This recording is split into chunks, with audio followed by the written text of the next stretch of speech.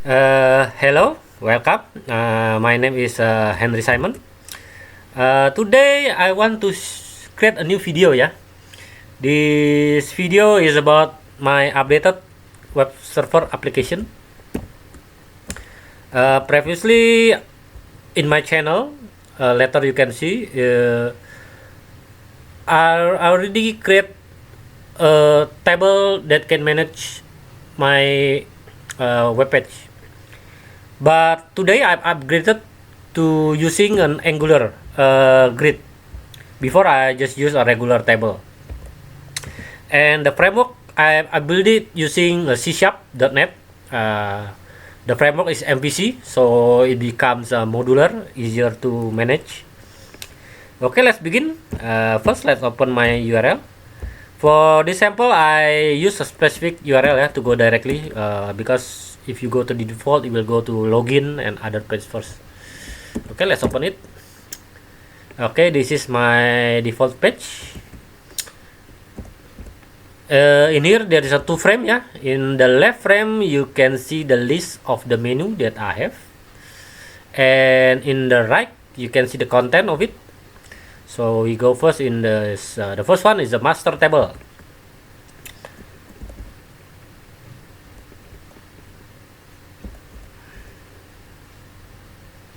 Okay, so what does this master table do? So this,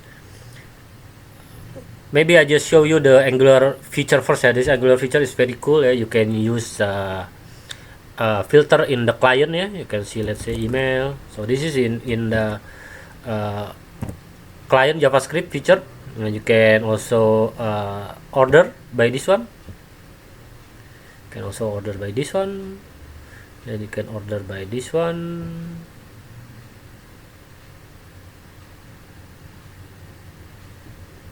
Yeah, unfortunately, I think they still order using a text. So 1 and 11, I think they consider it the same. But also have an ordering of the default using the query. I can use this. You see this basically I is the default order of the database. And also have the feature to filter using backend web server. So this one is a Angular feature using filter in client mode, and this one is a filter using the backend. So if I use this, let's say, it will filter and make it color red for the one that I found the text. Or I could just use empty to select all. Yeah, okay. So this is both good because I use this if the query is so big. I want to limit the query using this filter from the server, and then later on you can limit it to more detail using filtering in the client. It also have some nice feature to show the how many record you want to show per page. You can show 25 record per page, but this one only 11 records, so it's not function. It also have a paging feature. If the record is exceeding the default, it will show the paging, but right now because it is not much, it will not show. Okay, let's see the feature of the master table. Let's see the master table feature. In here I show how to manage the content of this page. I have a table name, I have the menu name. This one I can manage. This menu I can manage in here, like this one master table. This one I can manage the connection where it will get its query. So this is basically I don't need to code if I want to add another page or another table to manage. I just insert a new definition in here, and it will automatically add a new menu item, so I don't need to code. It's much easier if it is the same like your current template. Of course there is still a custom page that I need to do code if there is a custom function, but for most input update delete, I think it's already provided. This here you can choose the connection, and you can see the SQL connection, the warehouse default, and many other options. Primary key. Now you can see the custom view, custom JS. I won't go into detail for this one, yeah. This is just a brief demo, yeah. Okay, let's go to the second menu, the detail table. So if master table is the listing of the table itself in the menu, it doesn't describe the detail of it, the column name. This is the menu to handle the input like this one you show. I can show you the detail. You can see the setup table ID, like, and the column display is table name. You can see in here. I see table name, and this is the column name. I can change the text of the table name. Let's say I want to check table name 22. I just enter and I refresh, and then you can see table 22, right? So this is basically the one that manages the input of the table, specific table. Let's turn it back. Okay, so in here you can see there's a order, so which will show first, and then you have the display column for the input for the user to view, and then you have a type.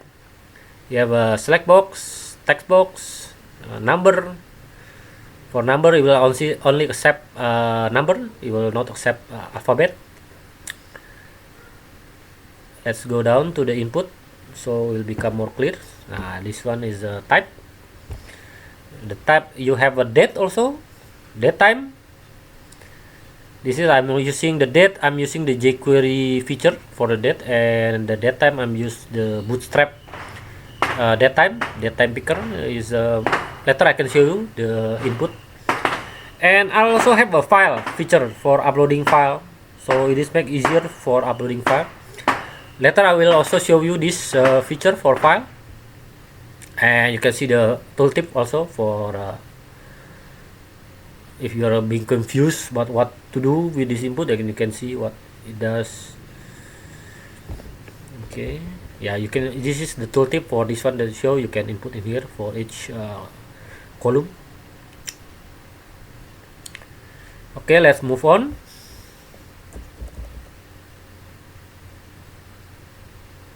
Okay, next I want to show you currency application. This is basically, I have already a console application that I schedule to run every, let's say, 9 o'clock in the morning to capture the currency from the internet. Right now I'm getting from the coursebca.net.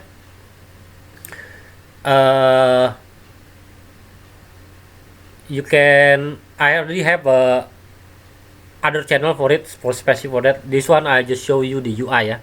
I didn't show you the backend, how to get the data itself. Okay, let's open the course information. Oh, sorry.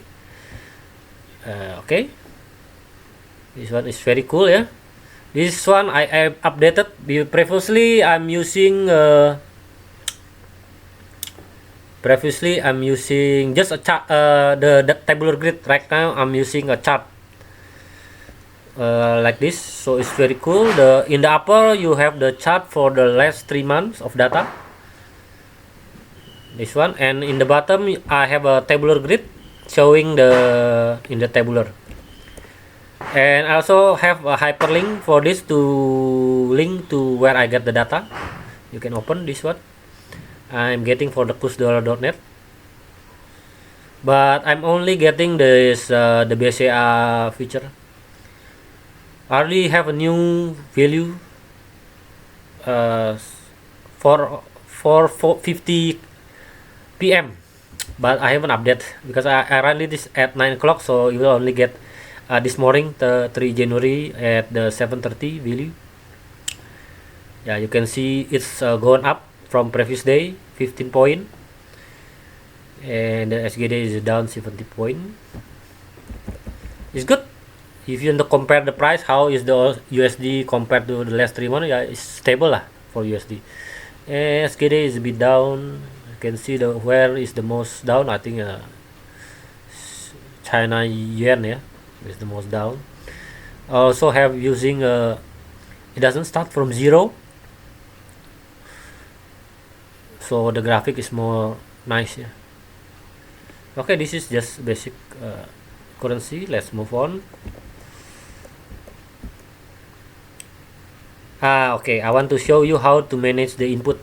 The one before I show you is the master table, and the till table is the administration function. This one is actually the table that will be used daily, that user will view. This one, let's say this is the table that you want to manage, the product table. Now you can change the UI. Let's say I want to change the tanggal, yeah, this one, tanggal to date. I want to change this to display to date. They have this one. Let's search again, product.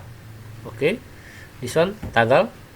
Let's say I want to change to date, and then you just refresh it. You can see this one they changed to date. And let's say I want to change the type, yeah, this one is a date type. I will show you the picker. But let's say I want to change the type to textbook. Let's refresh it again. Like this is textbook. Okay.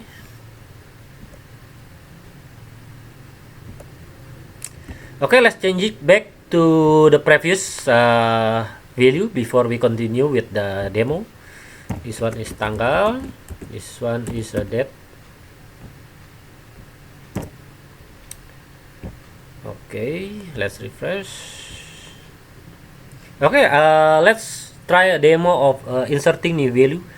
This one I have a date for showing you the date option that using jQuery date picker, and then this one is the one that use Bootstrap datetime picker, and also have a file upload feature. So all in one page, I will show you a different kind of input. Let's put it first. Let's say I want to use mouse, and then the type is, yeah, this is just sample for select box, and then I pick date. Let's say I want to this date. Yeah, it's very cool, yeah, for jQuery. This one you can view, you can see the year, you can see the month, you can even get to the current month. Yeah. So after you, let's say you move to the, then you want to move back to your current month, you can click this. You can see 3, and then this is the datetime picker. Is using a Bootstrap feature. The cool thing about this is it has a time in it. I haven't changed much. I just changed this one. Before is in the right side line. I move it to the left side line. I haven't changed much about this one. Later maybe I want to change it to make a button in here instead of needing to focus in here to view, because sometimes maybe you just want to manually change the value. Let's say 730, like this. But because if you don't use a button, every time you focus here, it will show this, although you can still change in this one. Okay, and then the file upload, you can upload the file. Let's say I want to upload mouse 2, and then I click save. This is the new data, and then you can download the file. Let's say I want to view the file. The file is being downloaded. This one is the mouse.